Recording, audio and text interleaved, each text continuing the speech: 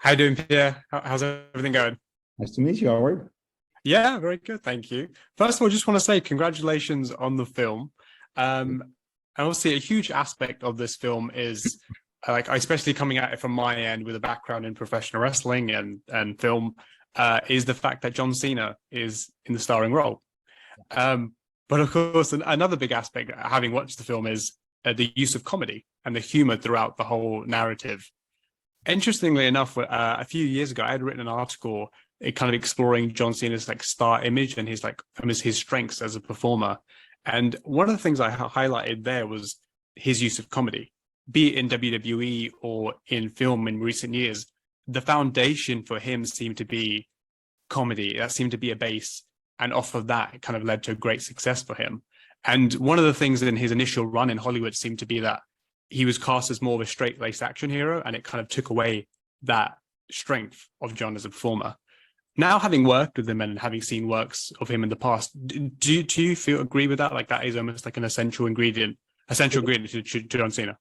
It is absolutely, you're absolutely right. I mean, yes, when you follow his career in the WWE, he is that crazy physical guy, but he is hilarious. He is a natural born entertainer. He has this sense of timing, the sense of humor. And I think it's very good because that's what makes him different from other action heroes, I would say. It's like he has that comedic capacity that few others have because he's extremely smart, because he has that sense of humor in real life. He is, I don't know any of the others who could pull that off. And maybe it actually comes from the wrestling, because wrestling is the ultimate show, right? And it's a very well-oiled machine. And things need to land at the right time. The timing needs to be perfect. And each of the characters of each of the big stars of that have their own life. And he learned a lot from that, I think. And he transitioned to movies and used those skills in a very, very talented way. Yeah. I mean, James Gunn said he's the best improv actor he's ever seen. And that includes a lot of comedians. Did you see that on the set as well? Yeah. We made the decision that we would not improvise during the take, but when the scene was over, the take was over, he would keep on ad-libbing and riffing and improvising. We had a few bloopers at the end of the movie, which you might have seen, but there was hours of those, and he could improvise on anything. Did any of that make it into the film, or was that just more fun on set?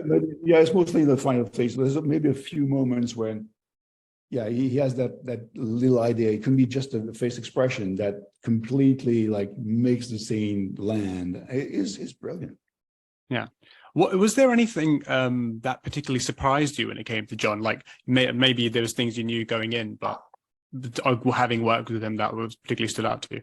Well, because it was the first time we worked together, I didn't know what to expect. I had seen his previous work, yes, but I didn't know I was functioning. And again, it's just natural. It's natural. Yeah. It's extremely pleasant. Yeah. I mean, that's a high compliment as well. I mean, you've worked with such incredible talent in the past as well. You have Liam Neeson and Sean Penn and Idris Elba, and he's now slotted into that kind of category of people. It will be even better, I'm sure. It's getting better, bigger and bigger. Incredible. And one of the things I really loved about the film, or like a particular sequence that I loved about the film, was the opening, because it's not often that you see a first-person perspective, especially right off the bat. And obviously, it was led by John's narration, and so I found it really engaging, and I found it was a great hook for the film. What leads to kind of that decision to film it in that style? Like, is the fact of someone like John Cena carrying the narration part of that, or is it just kind of what led to that decision? Because I thought it was really well done. It was an attempt to engage the viewers into being that guy. You see things in his eyes, through his eyes, and only when you have his backstory, so you know what happened to him, what led him to the start of the movie, then you see him and you are a spectator of his life. I think it was a nice way to introduce his life and to give us the backstory without showing him, and just by these little vignettes of his life seen through his eyes, was, I think, a nice way to engage into connecting with the character. Yeah. And just my final question, Pierre.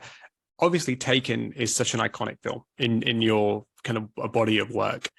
And it's certainly a social media phenomenon, as I'm sure you're aware. Do you ever feel a pressure to like match that, or I've got to surpass that, or is it just kind of, it's been done and it's not a factor anymore?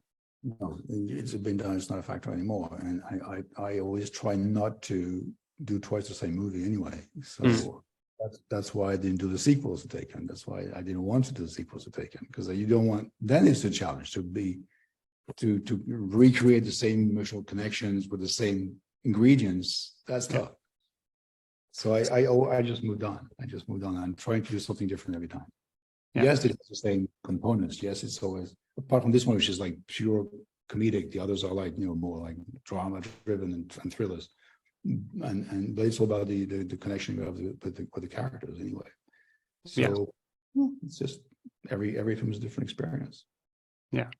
No, that's fair, and I respect that decision as well to kind of move on. Thank you very much, Pierre. I really appreciate the time, and again, congratulations on the film, and I wish you all the best with it. Thank you very much. Thanks for having me. Take care. Thank you.